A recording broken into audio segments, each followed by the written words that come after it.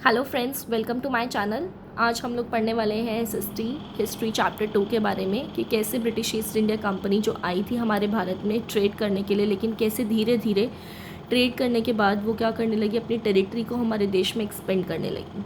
तो सबसे पहले देखते हैं east India company comes east, मतलब कि ईस्ट इंडिया कंपनी जो थी हमारे भारत के ईस्ट पार्ट ऑफ इंडिया में आई थी, विच इज़ वेस्ट बंगाल और बंगाल। ठीक है।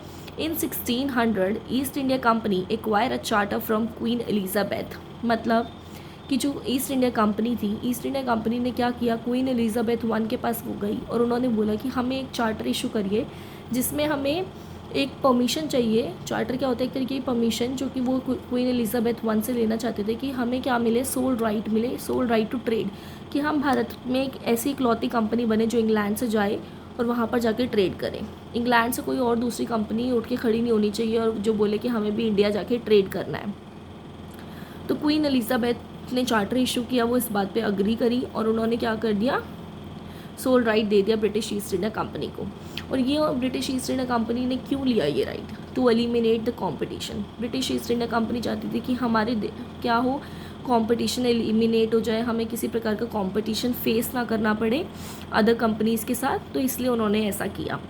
Britishers buy good at a price and sell at a higher prices. और ब्रिटिशर्स क्या करती थी, जो इंडिया से गुड्स खरीदती थी at low rate, cheap price पे खरीदती थी और उसे सेल कर देती थी हाई प्राइस पर ले जाकर अपने इंग्लैंड में। तो ब्रिटिशर्स ने जब चार्टर इशू करवाया, वो लोग अपने कंपटीशन को एलिमिनेट कर पाए अपनी कंट्री से, लेकिन उनको ईस्टर्न मार्केट्स में बहुत ज़्यादा क्या क्या इंडिया में देखना पड़ा कि ईस्टर्न मार्केट्स भी यहाँ पर आकर ट्रेड करने लगी थी, जैसे कि डच और भी अदर ट्रेडर्स आए जो कि भारत में आकर ट्रेड करने लगे थे।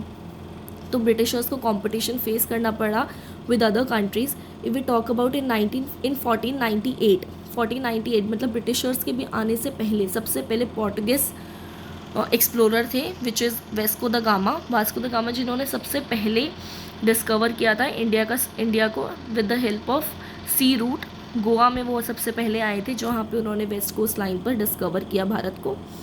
तो अगर हम नेक्स्ट देखें कि all the traders wants to buy same thing, सभी के सभी ट्रेडर्स को एक ही चीज़ चाहिए थी, सबकी डिमांड थी कि उन्हें कॉटन, सिल्क और स्पाइसेस में अगर हम बात करते हैं तो उन्हें किस प्रकार के स्पाइसेस चाहिए थे, pepper, cloves, cardamom and cinnamon. Cotton और सिल्क की जो डिमांड थी यूरोप में और इंग्लैंड में काफ़ी ज़्यादा क्वांटिटी में थी, हाई ग्रेड डिमांड थी, तो सभी के सभी ये सेम प्रोडक्ट्स बाय करना चाहते थे।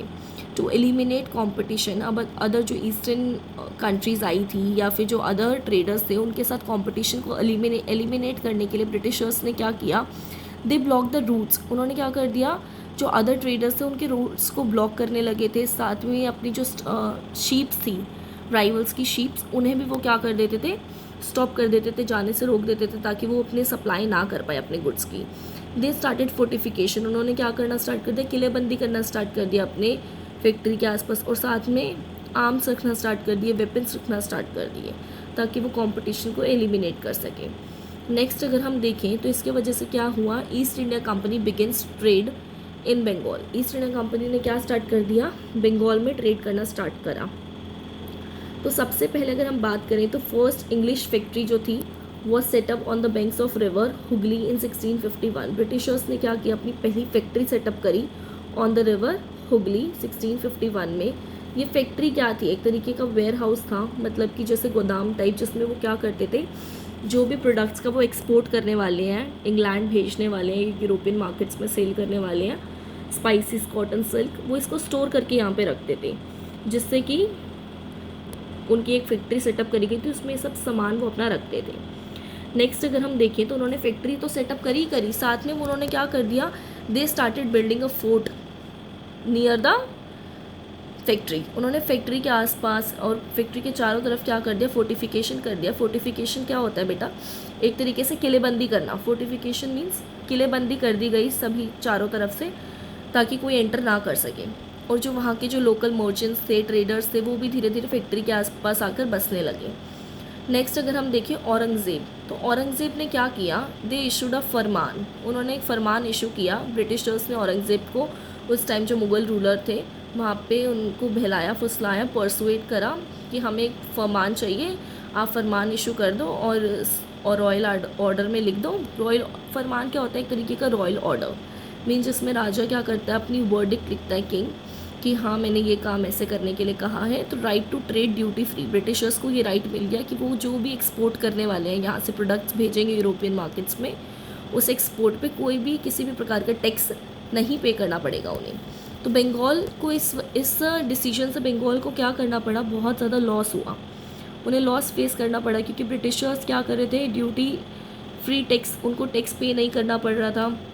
और ब्रिटिशर्स ने ना ये जो ड्यूटी फ्री थी, इस चीज़ का एक नाजायज़ फ़ायदा क्या उठाया कि ब्रिटिशर्स को उनके एक्सपोर्ट पे बोला गया था कि ठीक है ड्यूटी फ्री रहेगा, टैक्स पे नहीं करने की ज़रूरत, लेकिन ब्रिटिशर्स ने उसका अपने पर्सनल फ़ायदे के लिए भी इस्तेमाल किया। जैसे कि अगर उनको पर्सनल यूज़ के लिए, अपनी वाइफ के लिए ज्वेलरी या फिर किसी भी प्रकार का कुछ खुद का सामान चाहिए पर्सनल के लिए, तो वो भी क्या कर देते थे, शॉपकीपर को जाकर फरमान दिखा देते थे कि हमारे पास राजा का वर्डिक्ट है, उन्होंने कहा है कि हमें किसी भी प्रकार का टैक्स पे करने की ज़रूरत नहीं है। तो वो गलत चीज़ों में भी इसका इस्तेमाल करने लगे, जिसके वजह से बंगाल का जो रेवेन्यू था काफ़ी ज़्यादा लॉस में जा रहा था। किसी भी गवर्नमेंट या किसी भी स्टेट के लिए एक रेवेन्यू का सोर्स क्या होता है? वहाँ का टैक्स ही होता है। अब टैक्स, ब्रिटिशर्स इतने बड़े लेवल पर ट्रेड कर रहे थे, लेकिन किसी भी प्रकार का टैक्स पे नहीं करने की वजह से बंगाल को बहुत ज़्यादा लॉस फेस करना पड़ रहा था। तो यही हम पढ़ेंगे कि हाउ जो ये पूरा प्रोसेस था कि कैसे ये धीरे धीरे बैटल्स में बदलता गया, how trade led to battles. ये नेक्स्ट टॉपिक, ये वाला टॉपिक जो है हम नेक्स्ट वीडियो में कवर करेंगे। आई होप आपको इतनी वीडियो जो थी वो समझ में आई होगी। If you face any query you can ask me in the comment section, and if you like this video please do like, share and subscribe to my channel, and also you can press the bell icon and subscribe to my channel for more such videos. Thank you.